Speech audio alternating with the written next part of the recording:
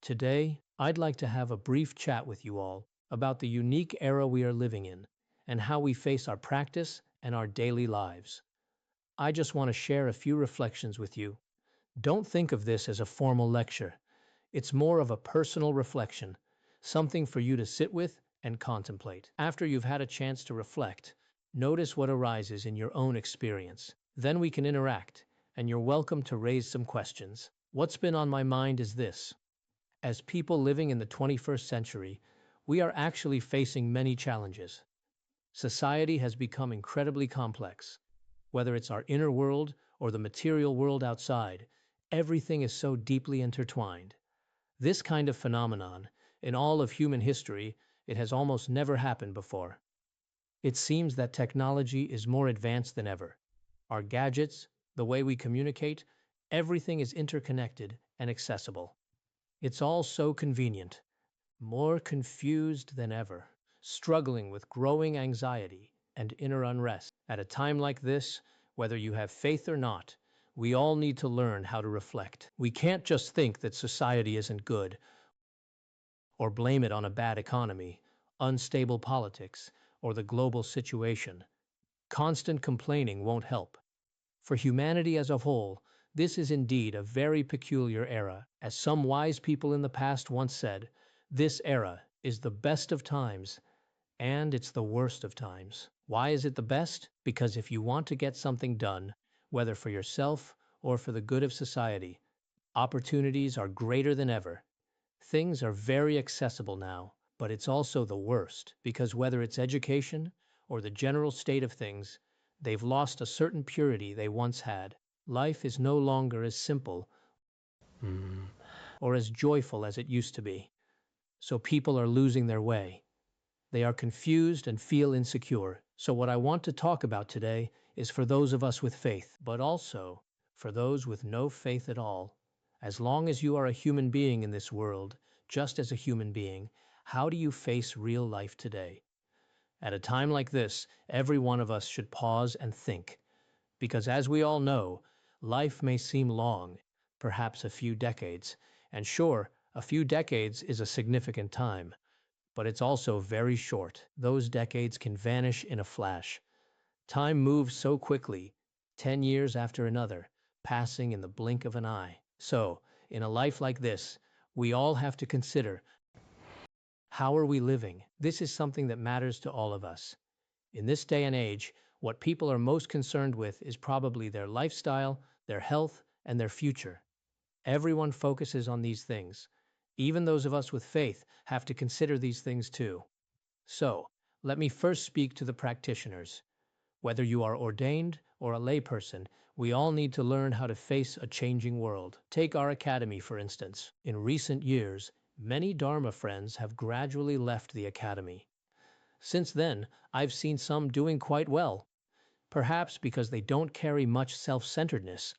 So they found many opportunities, and the right conditions just seemed to align.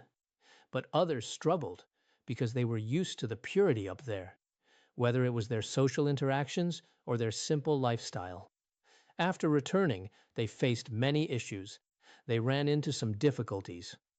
I think as practitioners, we really need to see clearly, or at least understand how the world is changing. And this isn't just for those of us with faith. In one's practice, life, or management, there will always be changes in these areas. This is completely natural. The Buddha taught that all things are impermanent. All conditioned phenomena are like a dream, an illusion, a bubble, and a shadow. There is no phenomenon that remains constant forever. And in a unique era like the one we're in this world of impermanence, how do we face it? As I reflect on this, I think there are two sides to it. On one hand, the knowledge we've gained before should be applied skillfully in the world. This is very important. Applying it with skillful means. And in that process, over the past decade or so, I haven't relied solely on a purely religious framework. Much of it has been presented in a more universal way. It doesn't need to be framed in religious terms. The focus is on compassion, kindness, and wisdom, sharing this inner spirit with everyone. This is very important. We all know that, Whether people are from the East or the West, if you only use religious terminology or focus on sectarian divisions, not everyone shares that belief. If I use the language of Christianity, Buddhists might not be interested, and those without faith might not be interested either. But whether it's Christian teachings, secular philosophy, or Buddhist teachings, what is it that we as humans really need? It's kindness, wisdom, and compassion. These are what humanity needs, our shared treasure. If we share it in this way, people can accept it. So for many of us who want to share what we've learned, we should consider the actual setting. If the audience consists purely of practitioners, then we can teach the knowledge exactly as it is, in its original form. But if you feel that the world at large needs knowledge that is more universal, something for everyone, then you should probably use your wisdom and skillful means to make it relatable and beneficial for others. Whether we are Mahayana Buddhists or following any other path, our sole purpose is not to promote our own school or to establish our own specific views. It's not about building up a sect. The goal is simply this: to help all living beings find peace and benefit for their body and mind. That is our true purpose. If we look at it this way, it's especially suited for today's society. I've visited schools, businesses, and even prisons, connecting with all kinds of groups to share these ideas. At the same time, I've studied very carefully what people are concerned about today, the confusion they feel within, issues like anxiety and depression, or various other ailments, including autism or schizophrenia, all sorts of different conditions. When I visit schools or these groups, it's not just giving a speech for the sake of it. It's not like that at all. I try to really contemplate and care about their state of mind. It's a bit like a doctor, for example. As he goes out into the world, he looks for effective medicines while sharing them with others. In the same way, I've been sharing what I've learned before, the spiritual essence, both with and without religious context, blended together like a healing medicine, sharing what I find to be helpful. And through this process, many people have responded positively to it, including the book I wrote last year, Everything Will Pass. Many of you may have already read it. If not, I think you might find it helpful. Even those of us with faith might find it helpful to take a look, to understand the confusion people face today and what they are truly looking for. Gaining insight through this approach, it might be more helpful. And more recently, I released It's Okay to Be Vulnerable. This book has also had a fairly big impact. Now, I'm not saying this to promote it or to praise myself. It's not like that. But for me, personally, I don't just tell others to study hard while doing nothing myself. That's not who I am. Whether it's day or night, I'm constantly reflecting. I love to think, to contemplate. And after reflecting, regardless of how much I understand, I share those reflections. I don't just look up info online and then read it off a screen like I'm just repeating a script. That wouldn't be very meaningful for you. Instead, I take what I've seen, heard, and what I've learned, and I let it digest and take shape within me. Once it's settled, I use my own wisdom to analyze and integrate it all. Then I share what feels worthwhile, whether it's a teaching, an analogy, a simple quote, or a short story. I share it with you, so it has passed through my mind and my own contemplation before I share it. No matter where I go, I've never felt the need to read from a script or just read off a PPT. It's not like that. If I share something that I find valuable, it's because I've truly gained something from it. I have a personal feeling for it, and I'm always ready to share those feelings with you. When shared in this way, some people might find it helpful. And in these two books, I purposefully didn't use religious jargon, partly because in some places, religious expression is somewhat restricted. Actually, this is true in both East and West. When we visit schools in the West, spreading religion on campus, it's largely the same everywhere. Schools are completely focused on what they call science. That is what they want to teach. However, when it comes to teachings from a 1,000-year-old tradition, many schools are not very open to that. But actually, I think the essence is wonderful, even without the label. We simply call it kindness. When kindness is mentioned, everyone thinks of themselves as kind. Even those who do a lot of harm believe they are kind people.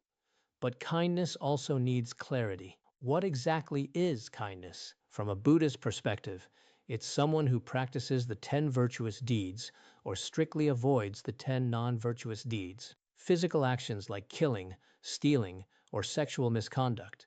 Speech that avoids lying, idle gossip, harsh words, or divisive speech.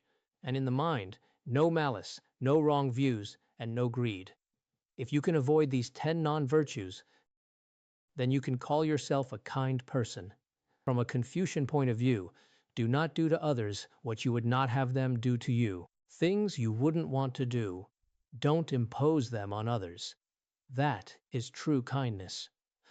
But if you take everything you hate and force it upon someone else, whether through killing, stealing, or causing harm, if you think that's being kind, you cannot be a kind person. So I think if we want to be truly kind people, you don't necessarily have to study Buddhism or any specific religion.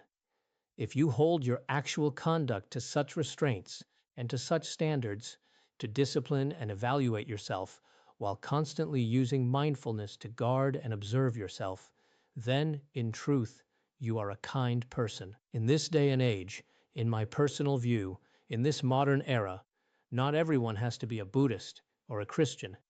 Simply becoming a kind person is enough. Of course, if on top of that base you have the conditions to ordain or take refuge, or the conditions to study Vajrayana, then you can gradually go deeper into that path, one by one. At the very least, you should be a kind person.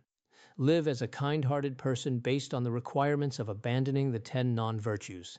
So we often say, have a kind heart, hold kind thoughts, and do kind deeds. This is what we call our own thoughts and actions, which are incredibly important.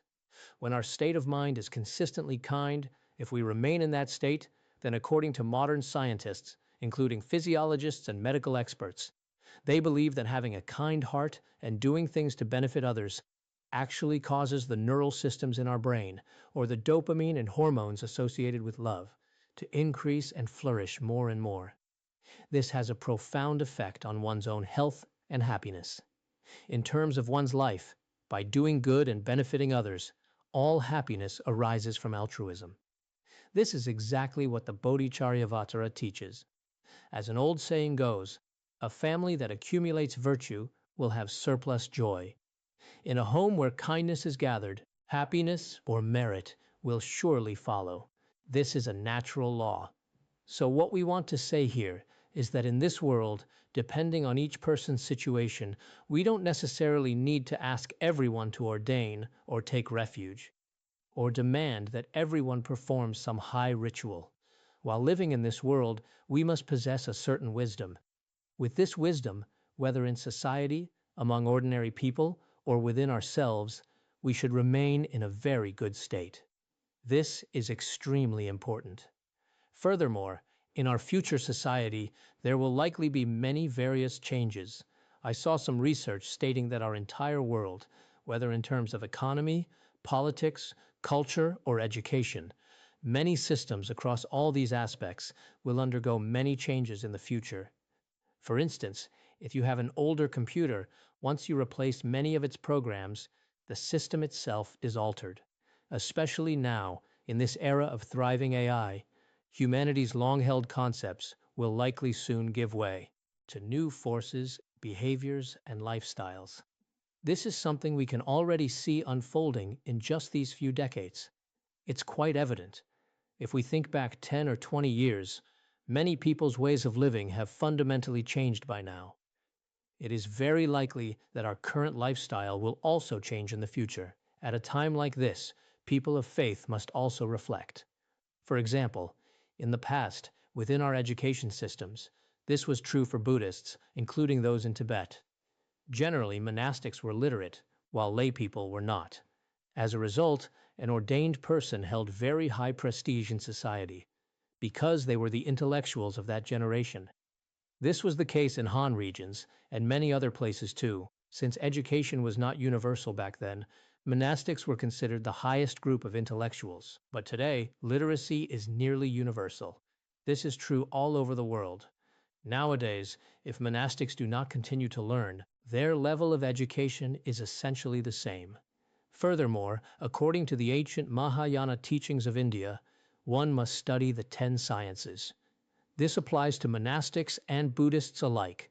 They should study the 10 sciences. These so-called 10 sciences are actually similar to the curricula compiled in our universities, including crafts, logic, architecture, and so forth. If you are well versed in these fields, you will possess a deep sense of inner confidence, and what you share with others will be truly beneficial. But if you lack this knowledge, and you fail to continue learning, your understanding will not stand out. Therefore, as Buddhists, regardless of your faith or your identity or status, we should recognize the importance of continuously studying the core teachings of our own traditions. This is crucial. At the same time, society is changing with each passing day. It transforms incredibly fast. In times like these, as people of faith, we must keep learning.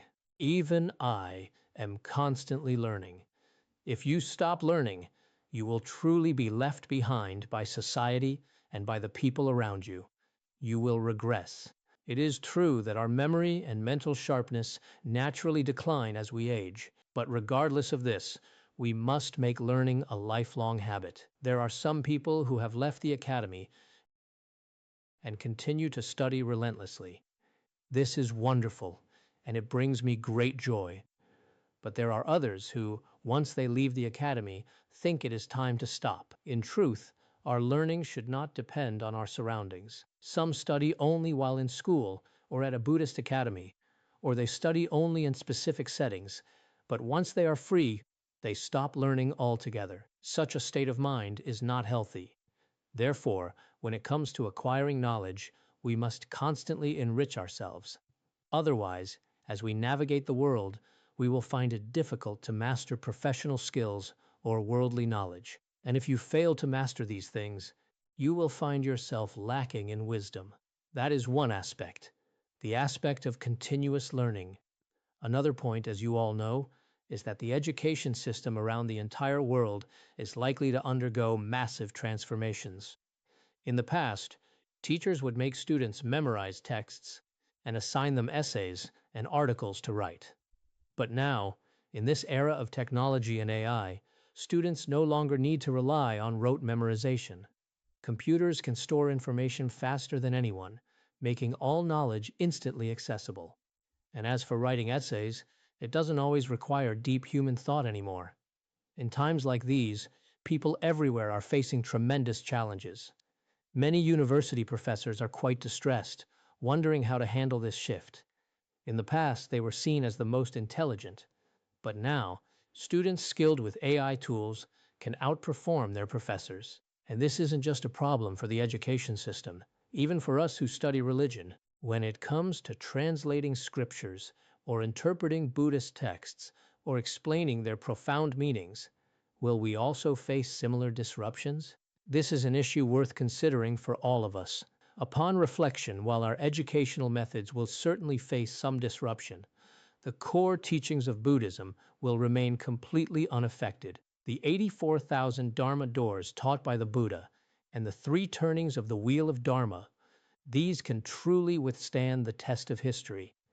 They can withstand any changes in the times, because these teachings can address birth, aging, illness, and death, and help relieve the suffering of body and mind in any era. Their essence does not need to change. However, regarding our methods and approaches, we as Buddhists must think deeply. On one hand, regarding our education, how should we study in the future? We must utilize modern knowledge while continuing to preserve our inherent culture and traditions. How do we balance this? This is what we must consider. The third point is that the global economy has also undergone massive transformations. As we all know, we used to live in an agrarian society. Everyone was involved in farming. elders who would financially support the Sangha. In the past, generally speaking, monastics were responsible for propagating the Dharma, and the lay people surrounding them would protect and support the Dharma. They provided frequent offerings, and that was how it worked. Monastics didn't need to work, they received alms. That was the established lifestyle. But today, this way of life is increasingly changing. Because of this, whether you are a layperson or a monastic, moving forward, all Dharma practitioners must recognize that they have to establish their own means of survival. Because we are human, we need money to survive, otherwise even basic survival becomes impossible. This is exactly why Zen Master Baizhang established the principle, a day without work is a day without food. Back then, of course, it was an agrarian society. Even in his old age, he went out to the fields to farm every single day. Many disciples tried to persuade him to rest, sometimes even hiding his farming tools. Things like this happened. At that time, work primarily meant farming. But today, whether you are a layperson or a monastic, whether you hold religious beliefs or not, if you want to survive in this world, you cannot afford to be lazy. You must work. A day without work is a day without food. However, this work doesn't necessarily mean going to the fields to dig and irrigate.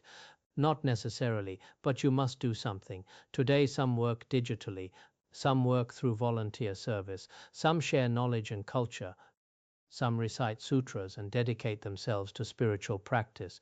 All of these are forms of work, right? Today, there are many meaningful things we can do. For example, if you come across a profound quote, an excellent teaching, or a beautiful thought, you can share it with just one person or 10 people. Just passing it on is a form of work. If I see an inspiring article today and forward it to others and they read it, you have already accomplished something highly significant. Some people, I feel, completely lack altruism. They only consume content for themselves and don't share it with others. For people like this, either they are truly exceptional spiritual practitioners, like the reclusive Zen masters of the past who were completely absorbed in solitary practice, or there is simply some kind of affliction or issue in their minds. Because in today's society, everyone should actively contribute something. We must take action. We cannot be lazy. We cannot spend our days in a daze, just passively killing time. That is a very unreasonable way to live. So on one hand, regarding our finances and our source of livelihood, everyone must engage in activities to accumulate merit and do practical work to survive. And on the other hand, if we have the capacity, we should take the blessings we possess and learn how to share them. Whether it is the wealth of your wisdom or your material wealth, you must do your best to learn how to share it. In the modern era, this is an incredibly important practice. Another point is that in this day and age, we need to be adaptable. Because things change so incredibly fast, our traditional ways, even within Buddhist monasteries, are constantly facing cultural clashes. The monastic way of life, for instance, is definitely taking a hit right now. And as for lay people, it's exactly the same. People from all walks of life in every corner of society are dealing with things out of their control. There's no real sense of security anymore.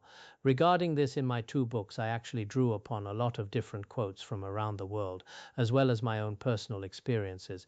I shared quite a bit about this. When it comes to these rapid changes, how do we cope? What are our inner coping methods? You know how when disasters strike, there are specific protocols to follow, specific coping methods. Well, on a personal level, we also need something like that. If something happens, how do I prepare? If my beliefs are challenged, if I take a financial hit or lose my status, even when it comes to relationships or spiritual practice, when we face these uncontrollable personal disasters, how do I handle it? You can't just say, I've hit a roadblock, so I'm just going to give up completely or have a breakdown. You can't let it keep you down for the rest of your life. That's not the way. As human beings navigating this society, we are bound to face all sorts of obstacles. When that happens, we have to figure out our next move. And that requires preparation. Another thing is, whether we call this the Dharma ending age or simply a unique time in history, everyone desperately needs spiritual practice. Without actual practice, someone might have a great grasp of the theory. They might speak beautifully, and on the outside they might seem to be doing well. But in reality, they lack a true understanding of their own mind. They lack profound inner experience.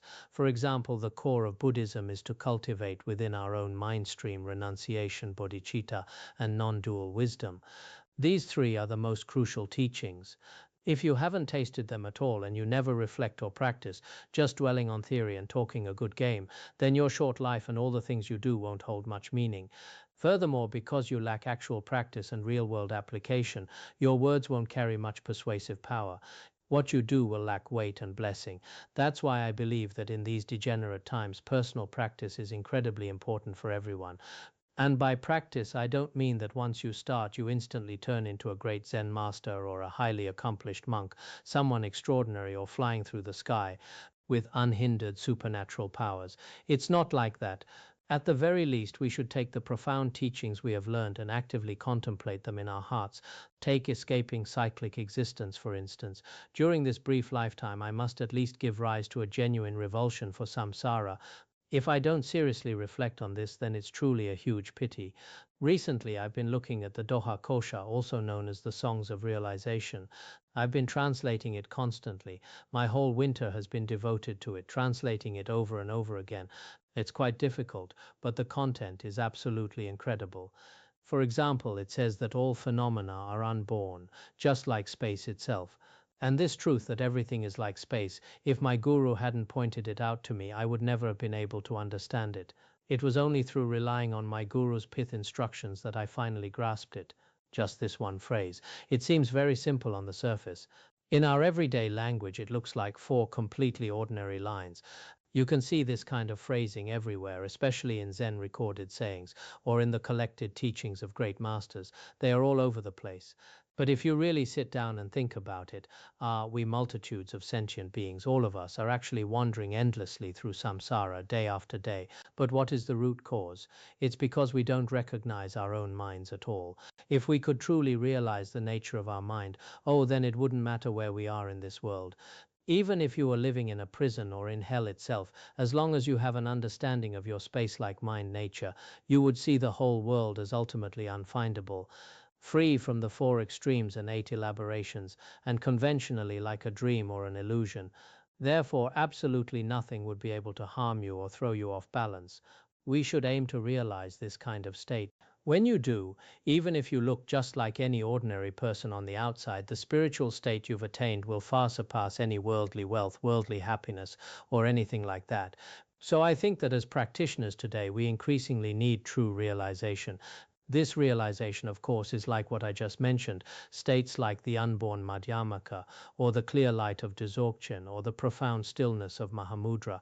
These are naturally excellent states to achieve, but even if you lack these profound scriptural teachings and realizations, as long as you repeatedly contemplate the core teachings taught by the Buddha, even if you hold no religious beliefs at all, it will still be immensely helpful in your life.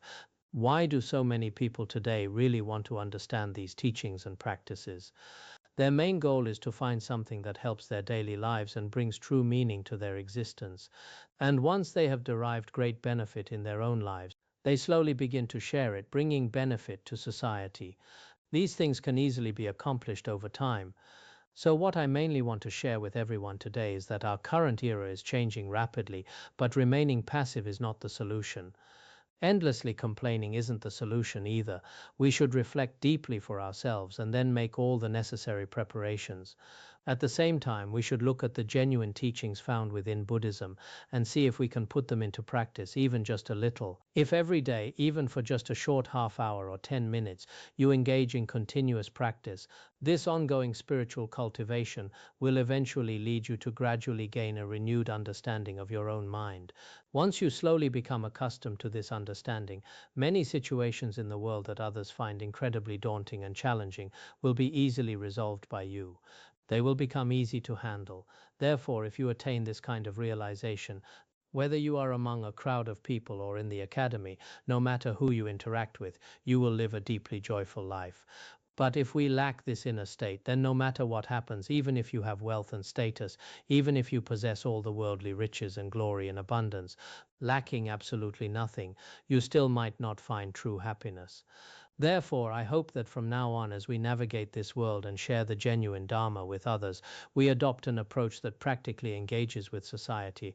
As I mentioned before, we need to use skillful means, and while doing so, we should focus more on the positive aspects. Right now, many of our fellow Buddhists are quick to say, that's not allowed, or your health is failing, you are in a bad mood, you broke a precept, or you made a mistake. They tend to dwell heavily on these negative thoughts. In truth, those who love to speak negatively often struggle with their own spiritual practice. Conversely, what we offer to others should provide a sense of encouragement and inner warmth. What we offer to others should bring encouragement, inner warmth, and a sense of clarity. By doing so, we actually help uplift people's minds a great deal. We all have people around us who constantly scold others and point out their faults. This behavior actually ruins their own mood, increases their own inner negativity, and brings a lot of darkness to everyone around them. In that state, any communication you attempt with them is rarely successful, because the moment some people start talking, they just pour out a bunch of negative words, wear negative expressions, and pass on all sorts of pessimistic information. Even in their own social circles or on social media platforms, everything they bring to the table is negative. Even the pictures they post often feature disturbing or fearful imagery. They just love sharing this kind of stuff, but it's really not beneficial at all. Whether in modern times or antiquity, when we share something with others, it should be something like a flower or something full of warmth, something that brings hope and joy. I've seen how Zen masters in the past would share with their students, saying things like, you have it and I don't, or you are right and I am wrong. We often say, take defeat and loss upon yourself and offer victory and gain to others. This very spirit is the core philosophy of Mahayana Buddhism. And in our everyday lives as human beings, keeping ourselves in a positive and joyous state of mind is exactly what we should strive for. This joyful state greatly benefits our longevity, our health, our mindset, and every aspect of our lives. It is a tremendous help. So in our daily lives, everyone should try to operate from a more successful and constructive angle and bring out those positive qualities. Whenever we need to stimulate our minds, we should trigger our positive side. In fact, whether it is the vast physical universe, the vast realm of the alaya, or the grand sphere of our Tathagata Garbha, every conceivable kind of treasure exists within it. There are good things and there are bad things. If you insist on digging up only the bad, your entire world will turn dark. Your world will transform into a world of suffering and misery. But if you choose to uncover the many positive qualities from your alaya and bring to light the merits and virtues of others, if you draw out these good things, then the whole world becomes incredibly joyful and bright. Cultivating this kind of atmosphere, this positive atmosphere, I believe is deeply important. Some people these days, when they watch things, no matter what it is, personally, I don't use short video platforms. I don't have apps like TikTok on my phone, but many people today are constantly watching them. If you tend to watch negative content, the algorithm will keep feeding you negativity every day. If you prefer positive, wholesome content, then that's what you'll keep seeing. In the end, the algorithm just amplifies whatever you focus on. There was a man from my hometown who didn't really understand how these apps work. He once told me, I'm going to finish everything on this app and then I'll stop using it. But later he said, the more I watch, the more there is. I don't even know when it will ever end. If I ever do finish it, he thought, I will never use it again. He said, I really want to learn everything on this app, but before I even finish one topic, I just tell myself I'll stop after this. But the truth is you can never finish it. There's an endless stream of content. So in today's world, whether you're a layperson or anyone else, with this constant flood of information, it's actually very difficult to avoid screens altogether. But what we can do is try our best to manage our negative emotions and share what is good, beautiful, and beneficial with others. As for our own mindset in this short life of ours, we shouldn't trap ourselves in darkness, isolation, selfishness, and suffering. We shouldn't live our whole lives that way. It's much better to live with a sense of joy. As for today, since I'll soon begin teaching the Entering the Middle Way, I just wanted to share a few thoughts beforehand. You can consider this a brief introduction. What I mean is that in this world, we don't necessarily need to go out and convert others. Instead, we should use skillful means that are appropriate for different people and simply act with kindness and goodness. This is what we should offer to everyone, and we should not bring fear or anxiety to others. Rather, we should bring them a sense of safety and inner joy. This is a responsibility that every one of us shares. In fact, every one of us has this responsibility. Today, spreading the genuine Dharma is not just the responsibility of a few great masters or Khenpos. They were not appointed by any higher authority, nor by anyone else. Each one of us has the ability to share the Dharma. In the past, you needed cameras and recording equipment, but now none of that is necessary. Everyone already has a camera and recording tools right on their phone. Whatever you want to share, you already have the tools, the skills, and the ability to do it. You already have everything you need. So at this point, you should reflect on your own responsibility and ask yourself how much confidence you have. Everyone should have some degree of self-confidence. If we still lack confidence now, that would really be a pity, because we never know when we will leave this world. So while we are still here, while our bodies are healthy and our minds are relatively at ease, we are already in a very fortunate state. We are actually doing quite well. We may not have everything, but we have more than enough. So there's no need to spend our days worrying about gain and loss. Instead, we should cultivate a sense of contentment and inner fulfillment. In times like these, even if we can help just one person shift their mindset slightly, or help someone experience even a brief moment of genuine joy, that is already something deeply meaningful. So I'll stop here for today. Thank you all.